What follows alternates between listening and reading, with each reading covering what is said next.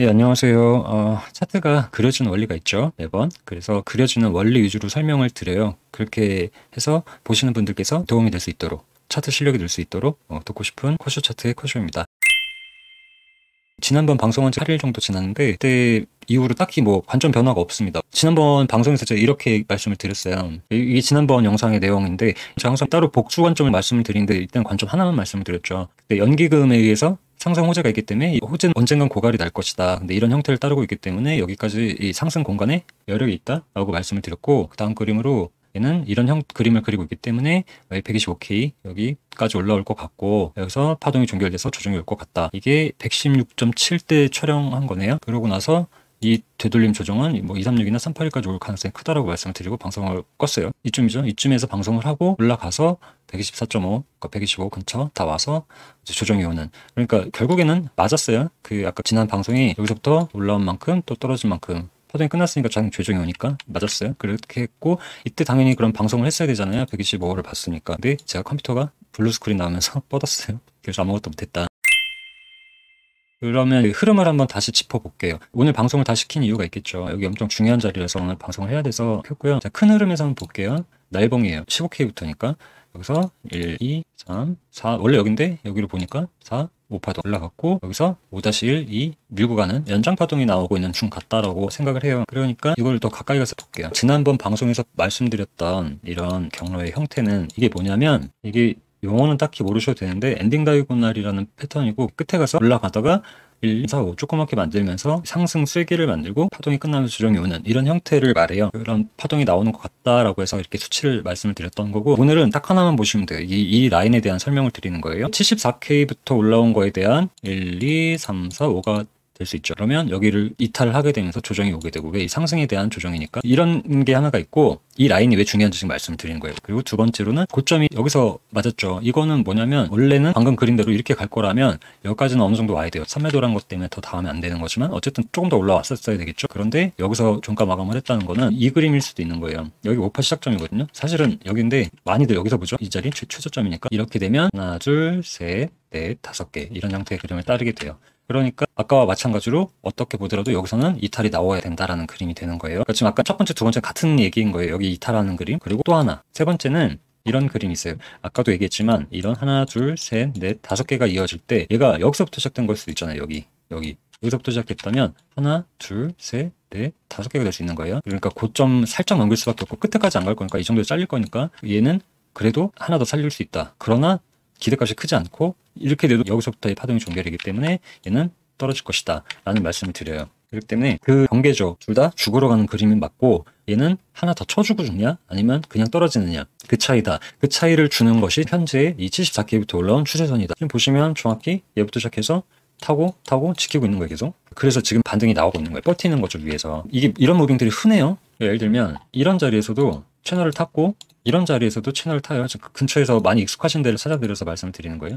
채널은 이거 뒤집어 볼게요. 현재랑 똑같이 이렇게 뒤집어 보면 가던 거에 닿으면 3개 반응해요. 3개. 그쵸? 근데 빠질 때는 닿았을 때 여기서 쭉 올려치지 못하고 그냥 타고 가다가 빠지게 돼요. 그래서 이 두 개를 구분할 수 있는, 이탈하는지 안 하는지에 대한 차이는 미리 알 수 있는 게, 얘가 반응을 빨리 하느냐 못 하느냐에 따라 틀려요. 이런 식으로. 어떤 말씀인지 아시죠? 여기 똑같이 채널을 타고 가는데 여기서 세게 반응을 하죠. 또 얘도 채널이 나오니까 세게 반응을 하죠. 그런데 빠질 거라면 여기 닿았을 때 힘을 제대로 못 주고 떨어진다는 얘기예요. 그러니까 왜 그런 얘기 있죠. 올라가려면 지금 올라가야 한다. 그런 게 이런 얘기예요. 그러니까 얘가 타고 가다가 터주지 못하면 얘는 빠질 것이다. 왜? 아래에서 놀고 있기 때문에. 이렇게 접근을 하시는 게 좋아요. 매물대가 좀 있으면 있어요. 제가 본 게 요 라인하고 1196이 있는데, 이 피보나치가 하락 피보나치를 타는 게 아니라 상승 피보나치를 타요. 이런 식으로 한번 참작을 하시면서 보고 있으시면 될 것 같아요. 여기 올라타면 이거 살릴 수도 있겠다라는 생각을 가져갈 수 있겠죠. 이렇게 결론을 말씀드리는 거예요. 그러니까 1번하고 2번 같은 얘기다. 얘는 하락한다. 3번 얘는 하나 더 튀기고 올라갈 수 있는데 떨어질 것이다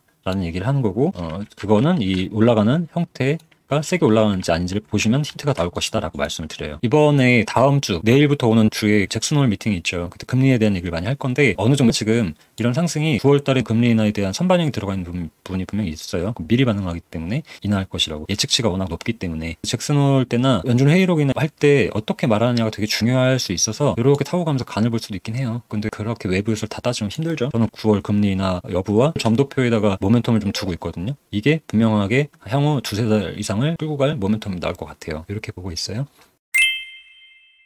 그리고 제가 오늘 말씀을 드리려고 하는 게 이것 때문에 방송 켰어요. 타점과 매매 대응에 대한 얘기를 좀 드리고 싶어서 그래요. 왜 이런 얘기 들어보셨죠? 상승에다 베팅한다고 했을 때 단타는 짧게 매매하는 거, 단타는 음봉에서 하는 거예요. 음봉에. 그리고 파는 건 상승에 베팅했지만 양봉일 때 파는 거예요. 이런 데서. 음봉에 파는 게 아니라. 근데 반대로 수익 매매, 그러니까 일반적으로 하시는 매매는 내가 상승에다 베팅할 거라면 양봉에 사는 거예요. 그리고 팔 때도 음봉에 파는 거예요. 양봉에 파는 게 아니라. 왜 이렇게 말씀드리냐면 내가 사는 데가 저점이라는 근거가 있겠어요? 확률적으로? 그렇기 때문에 돌아나가는 걸 확인을 하고 양봉에 사서 배팅을 하는 게 훨씬 더 확률이 높다. 두 가지의 말의 차이는 단타는 예측 매를 해야 되는 거고 스윙 혹은 뭐 중장투 하시는 분들은 확인 매를 하셔야 돼요. 반응을 하는 걸 확인을 하고 하신 거라는 거예요. 여기는 매매하실 때 필수적으로 아셨으면 좋겠고 이 두 가지가 말하는 공통은 남들을 따라다니면 안 된다는 얘기예요. 코리니 분들 이제 시작하시는 분들이 많이 하는 실수 매매가 많이 꼬이는 이유가 대표적인 게 올라가면 따라 타고 포모도 오고 그러니까 그러고 나서 그대로 물려버리는 대응 못해갖고 이거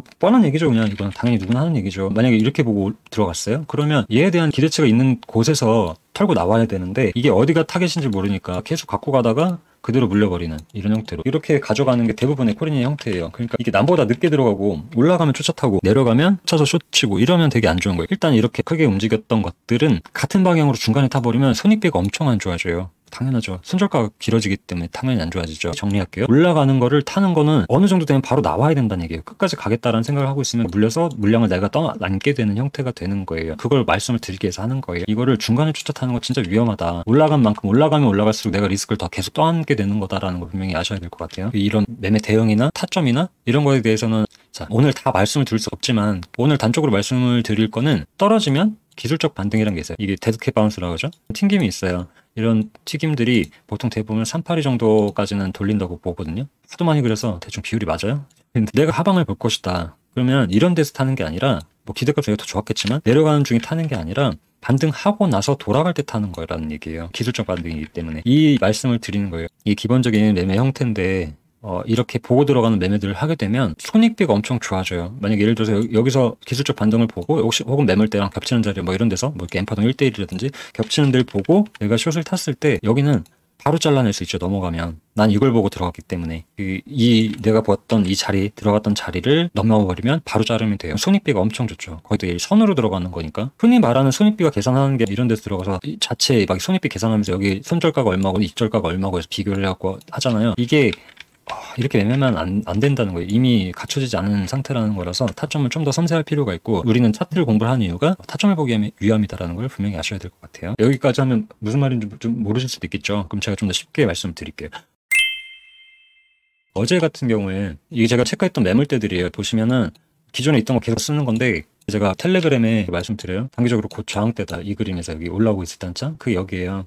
여기가 닿을 때쯤에 말씀을 드렸어요. 떨어지는 것보다 각도도 낮고 힘은 없어요. 그런데 여기 보시면 이렇게 어센딩이 만들어져요. 어센딩이 뭐냐면 요거죠. 용어나 이런 거 외울 필요 없어요. 강한 저항 라인을 막혀 있는데 계속 저점을 올리는 거예요. 그러면 얘는 올라가야 되는데 막혀서 점점점 테니스공이 땅에 떨어졌을 때 반동이 그러니까 점점점 작아지다가 땅에 붙듯이 그런 느낌인 거예요. 그래서 상승을 노리는. 그런데 여기서 생각하셔야 될 게 뭐냐면 타점이라는 걸 분명히 생각하시고 손익비라는 걸 분명히 생각을 하셔야 된다면 여기서 들어가는 게 아니죠. 내가 롱을 보고 있어도 여기서 이런 데서 들어가는 게 아니라는 거예요. 이런 데를 보고 들어갔으면 상단 부딪힐 때 입주를 해야 되는 거예요. 짧게 보고 들어가는 거예요. 이 규모를 보고 들어갔기 때문에 정상적으로 매매는 이런 상승을 노리신다면 이 강한 라인을 돌파하고 나서 타야 된다는 거예요. 제일 좋은 건 당연히 돌파 지지하고 나서 반응할 때 이때 타는 게 제일 낫다는 거죠. 이 라인을 하나 보고 들어가겠다니 이게 되게 중요한 거거든요. 이 선 밑에 이 강한 매물대 밑에 있느냐 위에 있느냐는 엄청나게 차이가 있다는 거예요. 제가 이 얘기를 왜 드리냐면 지금 이 74K 올라온 추세선에 대해서 타고 있죠. 얘가 바닥에서 놀고 있지만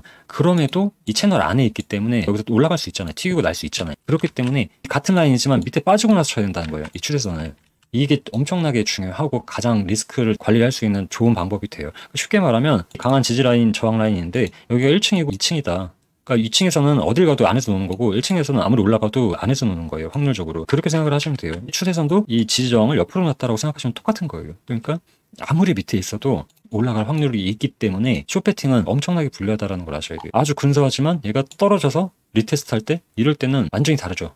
이 정확하게 라인을 집어놨으니까 얘는 떨어질 확률이 훨씬 크죠. 리스크가 적죠. 그리고 잘라내기도 간단하죠. 이게 제가 추세선 강의도 올려놓은 게 있는데 그거랑 내가 위에 있느냐 아래에 있느냐는 꼭 구분하셔라라는 거예요. 이 안에서는 어쨌든 롱이 조금 더 유리하고 이 라인을 빠지게 되면 그때는 분명히 롱은 대응을 하셔야 된다라는 말씀을 드려요. 여기서 이제 막 그 피보나치나 매물대, 지지저항 이런 걸 섞어서 같이 보시면 더 좋겠죠. 그리고 각자 자기가 보는 방식을 섞으면 더 좋겠죠. 다이버전스를 본다든지 어떤 형태를 보시면 된다. 그런 말씀을 드려요. 정리할게요. 마지막으로 추세를 기준으로 두 가지 시나리오가 나뉜다. 아직은 더 시나리오가 많기 때문에 하방을 좀 더 열고 있지만 여기서 계속 타고 올라가면 한 방 더 칠 수가 있기 때문에 확인이 필요하다. 숏은 위에선 여기선 타는 게 아니다. 빠져야 타는 거다. 가격은 같아도 이렇게 박스로 해서 이렇게 보면 현재랑 같지만 빠지고 안 빠지고 차이는 크다. 그리고 요즘 좀 추세가 요즘에 좀 헐거워요. 추세선이 정말 잘 맞을 때가 있고 약간 삐져나갔다 다시 들어가 때때로 그렇게 트렌드가 있는데 이 추세선이 요즘 잘 안 맞긴 해요. 무브업 패턴 때문에 기형적으로 계속 밑에서 받쳐가지고 올리는 형태가 되기 때문에